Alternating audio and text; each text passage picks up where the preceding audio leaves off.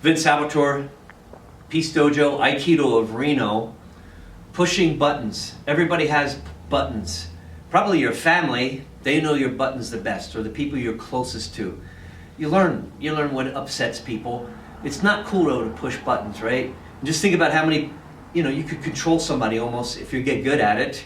It's just like a remote control on a TV. You get to put on the channel that you want, right? But not cool. Look at this from Staples. It's international. You rotate it and it'll play. That was easy. From several different countries around the world. It's amazing. Every country, it's an international thing.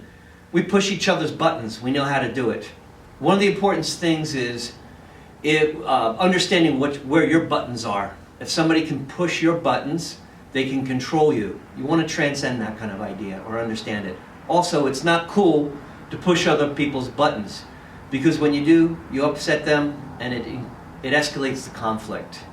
Pushing buttons. Think about it.